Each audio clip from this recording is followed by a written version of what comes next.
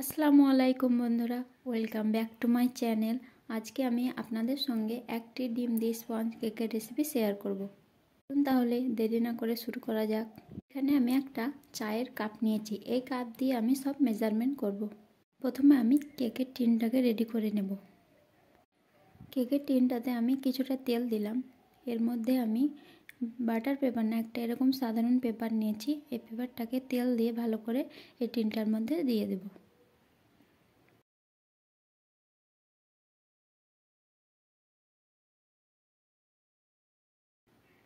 তারপর এখানে আমি একটা বাটি নিয়েছি।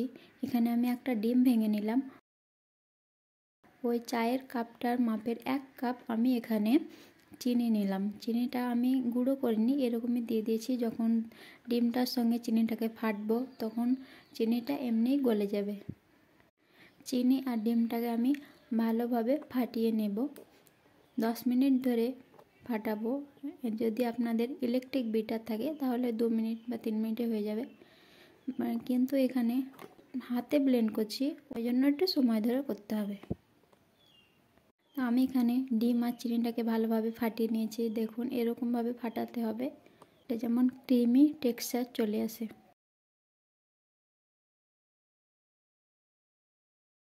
এখানে আমি ওই চায়ের কাপের হাফ কাপের চেয়েও একটু কম আমি এখানে সাদা তেল নিয়েছি, রান্নার তেল। আর এখানে আমি 1 কাপ দুধ নিয়েছি। 1 কাপের বেশি এখানে দুধ দেবেন না, নাহলে কেকের ব্যাটারটা অনেকটাই পাতলা হয়ে যাবে। এটাকে আমি ভালো করে ফাটিয়ে নেব, একটু নেড়ে চেড়ে নেব। এরপর আমি এখানে 2 কাপ ময়দা আর 1 টেবিল স্পুন বেকিং পাউডারটাকে ভালো করে চেলে দিয়ে দেব।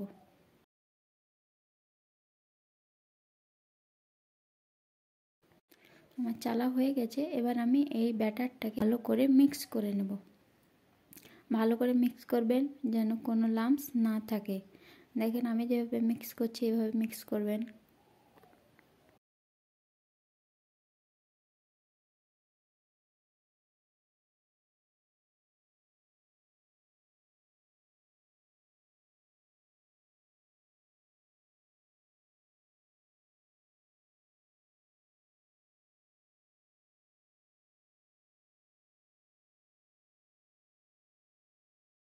আমি এটাকে ভালো করে মিক্স করে নিলাম।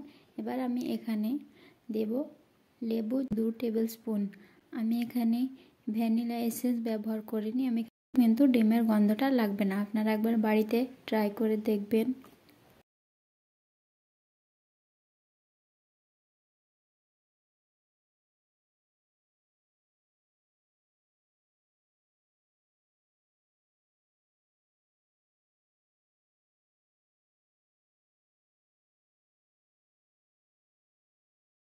আমার কেকের ব্যাটারটা রেডি হয়ে গেছে।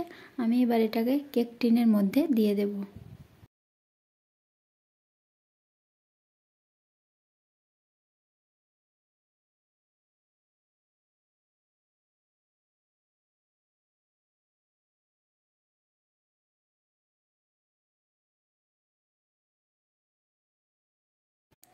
কেক টিনের মধ্যে আমি সব ব্যাটারটাকে ঢেলে নিয়েছি।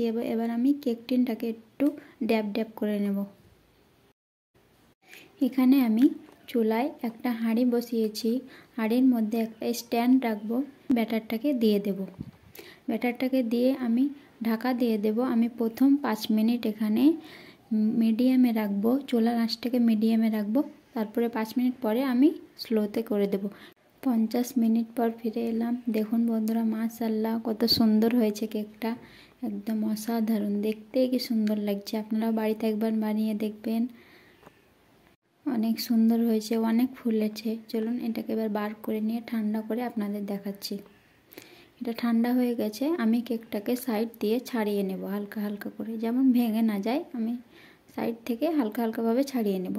তারপর আমি কেকটাকে ঢেলে নেব। দেখেন কত সহজেই বার হয়ে গেল। আমার কেকটা একটুও লেগে যায়নি বা একটুও পুড়েনি। আপনারা এইভাবেই করবেন, আমি যেইভাবে দেখিয়ে দিলাম।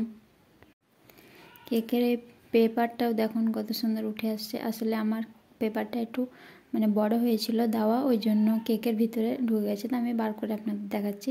এ দেখেন একটুও পড়েনি, একটুও লাগেনি, অনেক সুন্দর হয়েছে কেকটাও। বাড়িতে বানিয়ে দেখবেন। আপনাদের আমি কেটে দেখাচ্ছি। দেখুন কত সুন্দর হয়েছে, একদম সফট স্পঞ্জি। আপনারা বাড়িতে একবার হলেও ট্রাই করে দেখবেন বন্ধুরা। ভিডিওটা যদি ভালো লেগে থাকে তাহলে ভিডিওতে একটা লাইক দিবেন আর চ্যানেলটাকে সাবস্ক্রাইব করে পাশে থাকবেন।